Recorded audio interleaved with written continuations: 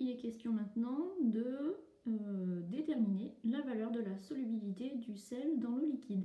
C'est-à-dire quelle est la quantité de matière, autrement dit quelle est la valeur de la masse maximale que l'on pourra être capable de dissoudre dans un petit volume d'eau ici, sachant que par définition la solubilité c'est la quantité de matière, donc la masse maximale que l'on est capable de dissoudre dans 1 litre d'eau. Moi je ne vais pas utiliser 1 litre d'eau expérimentalement, ça n'a aucun sens parce qu'après vous savez bien qu'on doit tout jeter. Donc expérimentalement on fait toujours les expériences en l'occurrence sur des petites quantités, des petits volumes.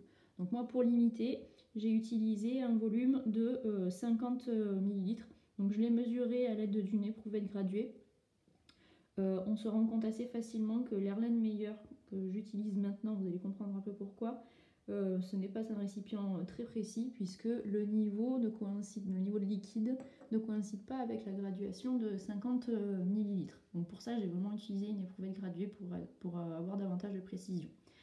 Je dispose bien sûr d'une balance, d'une petite coupelle dans laquelle je viens disposer donc du sel progressivement, des petites masses de sel donc déterminées à l'aide de la balance, et ensuite avec l'entonnoir pour éviter d'en être partout, je vais venir verser donc le sel.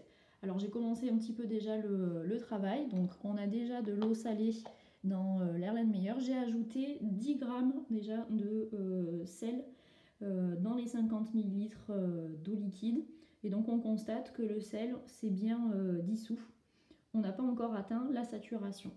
Alors je vais vous montrer comment je procède et ensuite on se retrouvera pour la fin de l'expérience. Donc on prend un petit peu de sel dans la coupelle. J'ai rajouté 10 grammes, je l'ai fait en 2 fois, j'ai fait 5 plus 5 grammes. Je vais rajouter à nouveau 5 grammes.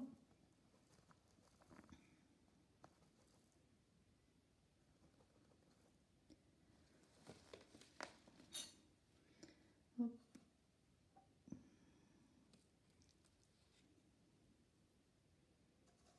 Alors même si on tient compte de l'incertitude de la balance, on va essayer d'avoir 5 grammes, voilà.